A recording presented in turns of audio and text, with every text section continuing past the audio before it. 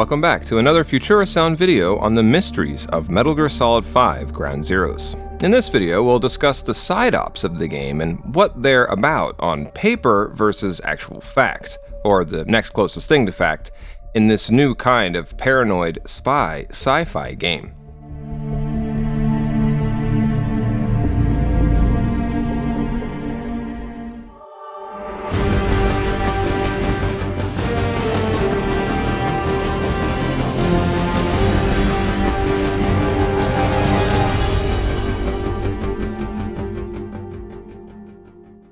In the first side op, Eliminate the Renegade Threat, we seem to be revisiting the Cuban coastal facility from the main campaign in the past. On December 3rd, 1974, nearly 4 months prior to the events of Ground Zeroes proper, and keep in mind that the side ops will only unlock after clearing that main mission. As I mentioned before, here we are tasked with assassinating a two-man former sniper spotter team, the US Marines known in the East only as Glaz and Politz. He was stationed in that prison camp before being sent to Laos. The place is their old haunt. Then, in the second side op, set as it is on the anniversary of Pearl Harbor, December 7th, and also still in 1974, we return to the base, or perhaps revisit it in some other timeline, to rescue a VIP mole working for us at the prison camp, one of MSF's intel team, a certain legendary man who sold the world named Hideo Kojima. Third, on December 21st, or if you're American, 12/21, Snake returns to Cuba's naval facility for more of a tactical stealth and espionage operation. The initial premise here is that MSF has been hired by the enemy of our enemy, the Pentagon. Using a cutout, the DoD contracts us to investigate Cypher, that secret cabal that's taken nest in Washington's brain. In shades of the original Metal Gear on the MSX, we're only called in once the first operative in, the Pentagon's original Inside Man, goes dark. The subject of his covert spying by the US military on itself, the true yet hidden nature of the interrogation, torture, and detention going on here, apparently under Washington's nose and in Cypher's name, or at the very least by their writ of authority. One important thing to note about the mission CIA before we move on is that doing this mission as it's provided to us will actually trick us into exposure, as it lures us to a place that someone without a face is watching us from behind a camera. And this decoy tape will be no data cassette, but yet another audio one. And ironically, this one is the more important one for us to understand the wider events of Ground Zeroes itself. So, do you see me now? Tell me, what do you see? You have eyes. What do your eyes see? Only by tracking down and confronting the real person of interest in this mission, though, the skull-headed man, does the actual objective for this mission come into view, when he gives us the data tape, the real thing, the true thing that we're looking for.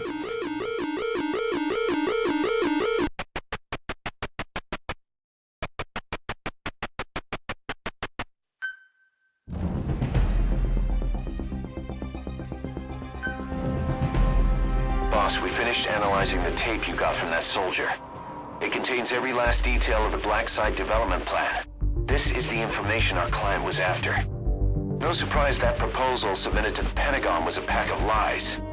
The refugee camps they proposed to expand would actually be converted into interrogation facilities, run by a small army of pros in every form of torture there is.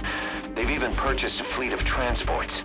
The facility's inmates wouldn't be limited to just prisoners, but anyone they considered a threat, rendition from around the world under the designation of enemy combatants. This plan goes beyond the current paradigm of nation-states. But is something like this really the world without borders that Cypher wants? Then there's the last side op that we'll discuss in this video, destroy the enemy emplacements. We start out not 9/11, but 1/9, meaning 9th of January 1975, on another covert assignment for Uncle Sam himself. This time we're sent in as the first line of attack, and what we won't at first be told will become in fact a full-scale destruction of the base by air. About 2 to 3 months ahead, we already know of when Snake will visit the camp supposedly for the first time, on 0 hour 3/16/1975.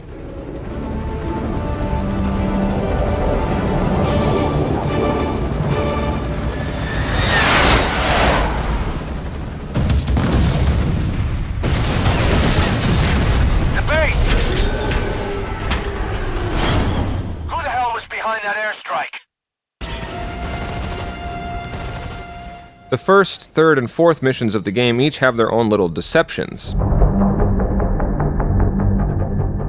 In Destroy the Enemy Emplacements, we're led to believe a MAGTAF, or Marine Air Ground Task Force, is headed to seize the base camp by force. Then, Miller informs us the coming raid's been uncovered prematurely, putting the entire base on high alert for the duration of the mission. Boss, the enemies noticed the amphibious assault ship carrying the heliborne force. That's sooner than expected. Watch yourself. The enemy will stay on full alert from now on.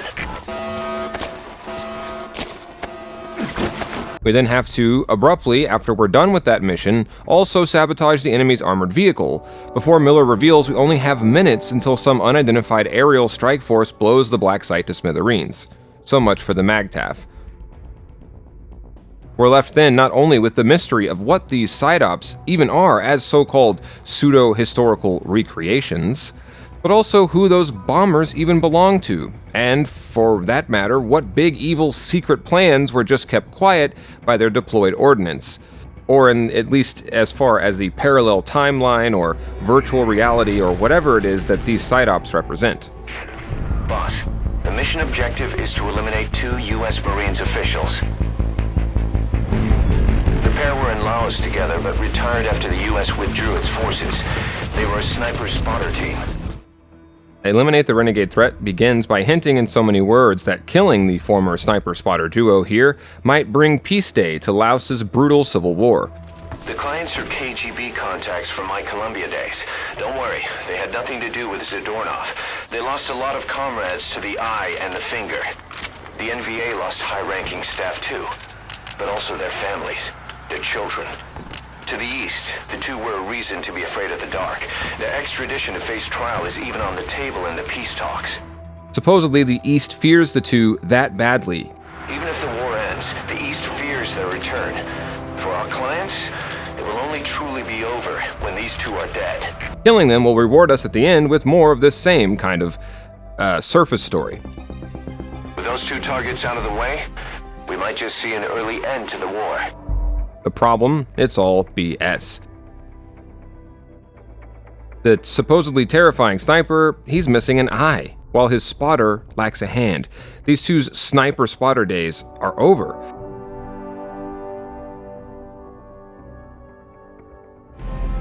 We searched the 2 targets you recovered.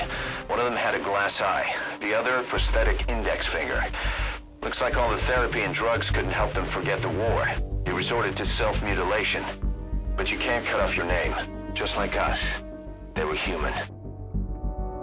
This isn't some Bush Doctrine-style preemptive defense we're doing here. You are the executioner, and these 2 are on death row. Pure and simple. 1 target down, 1 to go. His buddy's on his way to hell. Don't let him travel alone. Even if they themselves don't seem to fully realize it, and only dimly intimate it.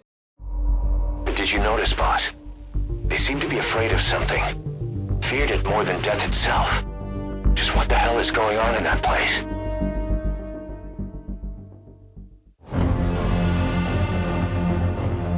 If you wait and observe them, like old times for them, you'll find the spotter, Finger, will recon the entire base while the Eye watches like some big brother from the control tower's panopticon. In a way, this entire exercise, either by fiat or by primary design, is sort of about torturing the pair on their way to hell.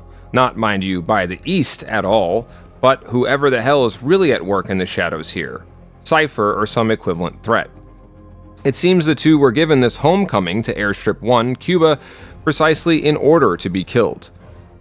And why? For the impression of authenticity and reality their genuine deaths will convey to us, the ones being trained by their murders. Any reports I should know about? No, sir. I haven't heard anything. Is something wrong? I just have this feeling. Remember the LARP in the mountain region of Laos? Yeah. The enemy scouts were set up, just waiting for us. I had the same feeling then. Sir, It's a stinging in the corner of my eye. I got a bad feeling about today. This isn't a world that people get what they deserve. It's a world people get disappeared for asking too many of the wrong kind of questions, of thinking the wrong kind of thoughts, after becoming deemed a renegade or unlawful enemy combatant.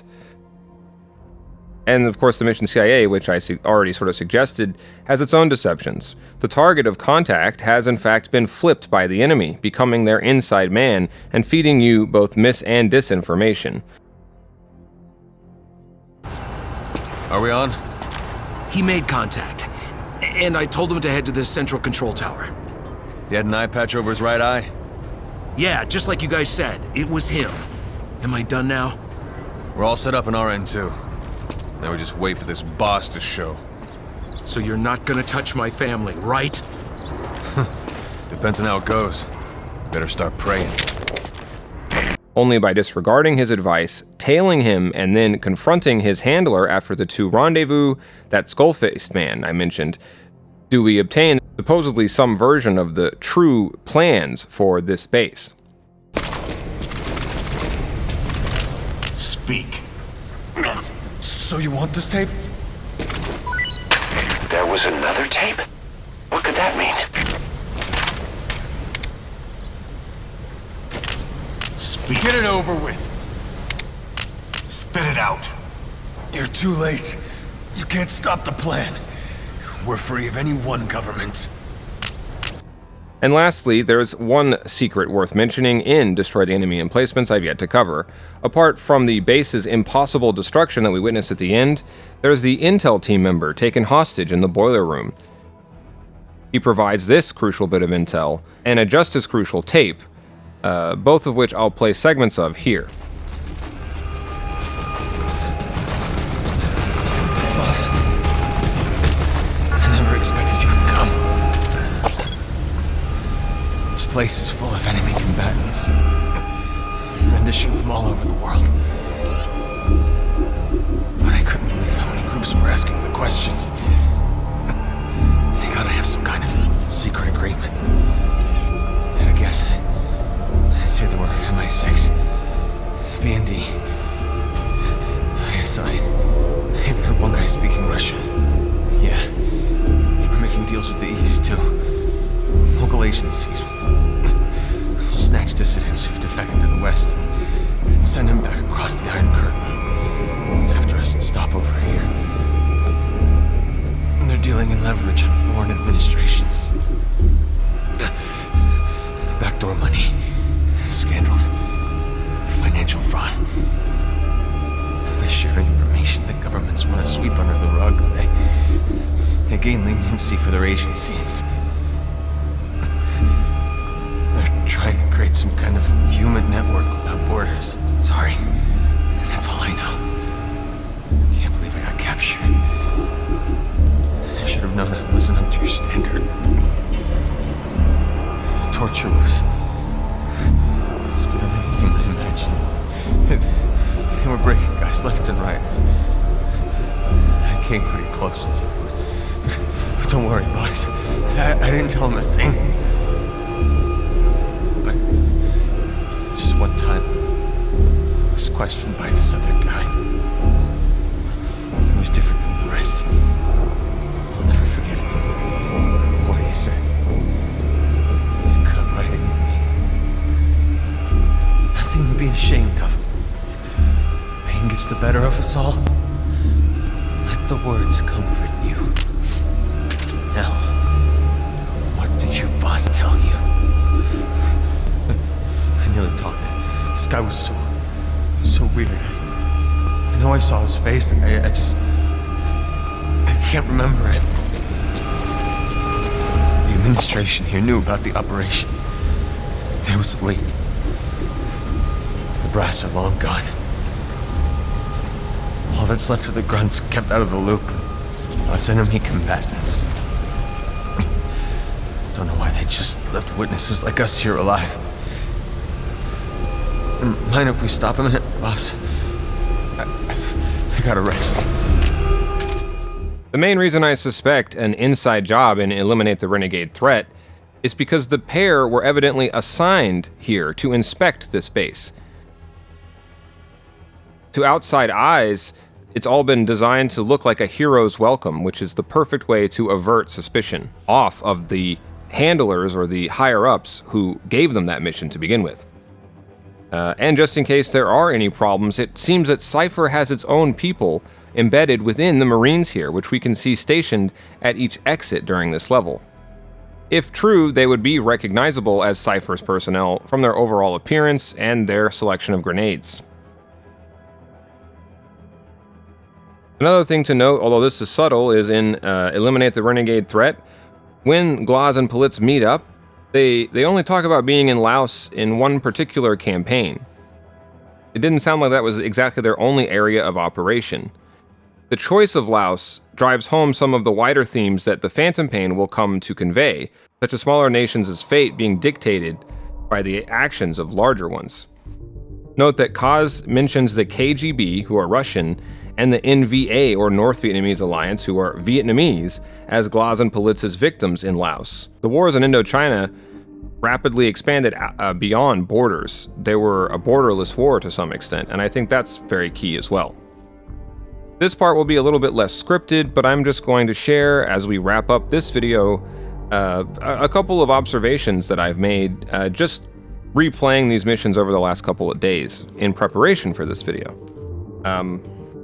It was absolutely mind-blowing to me is that if you look very, very closely on the image that we're shown for the mission select screen for Eliminate the Renegade threat, in the corner you can just barely make out traces of the SADR logo, the South African Natural Resources logo. You know, the company, the shell corporation that Skullface created to do most of the things that he's doing behind the scenes, it seems, in the Phantom Pain.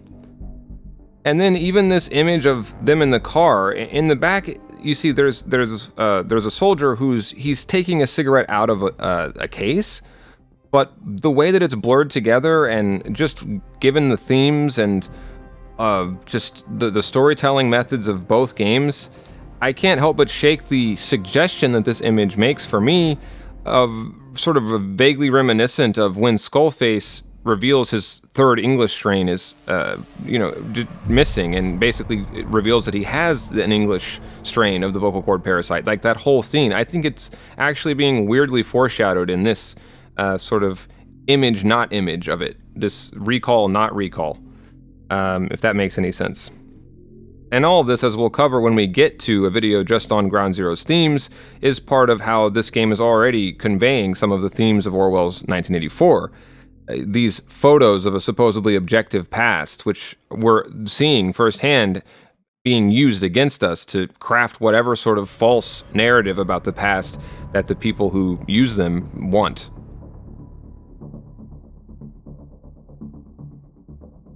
There may also be a reference in that the mission Eliminate the Renegade threat begins at 1318. The novel 1984 famously opens with a line about how all the clocks are striking 13.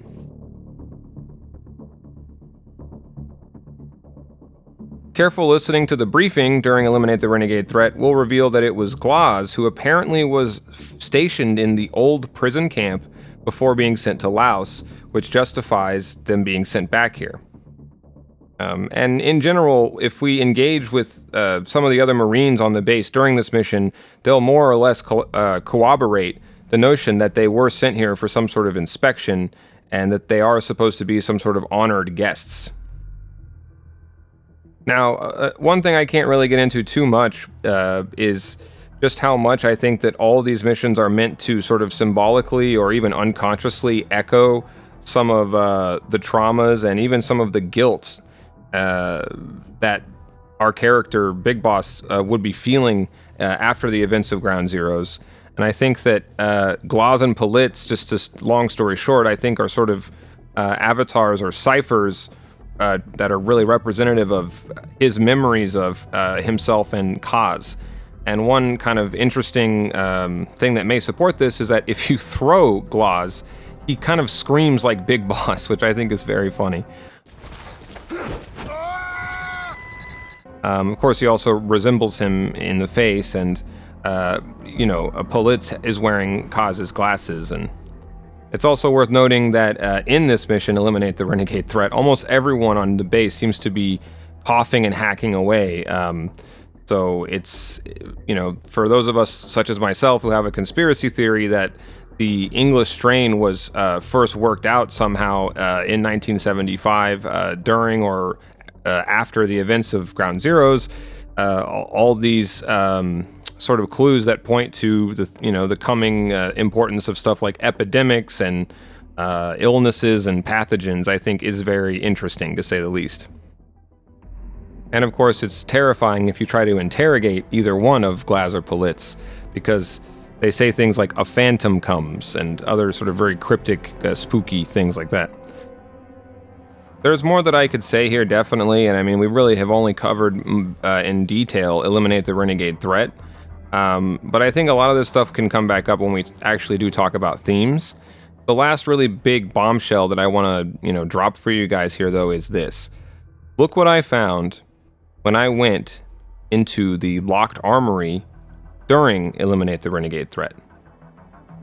That's the damn thing you accept missions from in the Phantom Pain if you accept them in the field. Okay?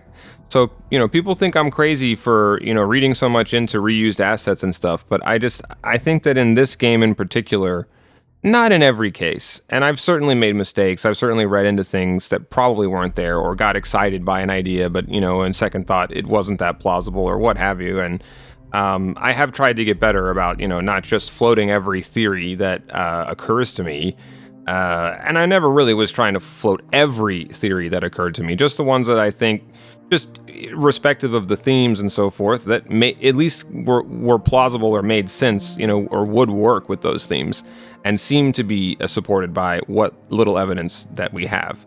But in this case, I think no one can deny, like, this is before the Phantom Pain is even out. This is not an asset that's used anywhere else in the game.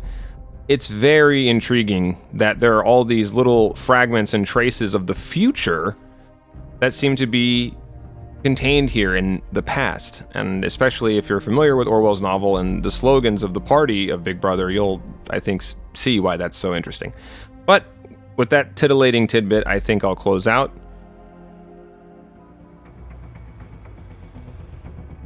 A coded message without a cipher key. Ground Zeroes fills us with dread and confusion in how little it gets away with explaining in ways that make sense or stay consistent. Far from mere plot holes or bad writing, these intentional disjuncts are like shrapnel wounds and fragments embedded within the corpse or the text of the game itself.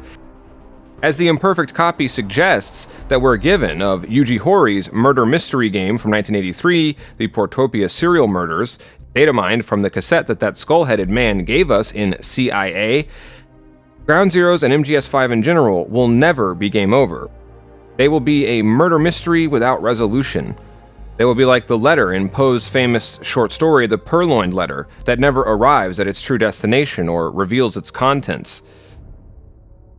MGS5 will be like the lingering questions that we're left with by Orwell's 1984. And that, for me, is all part of why Ground Zeroes is such a masterpiece. Until next time, boss.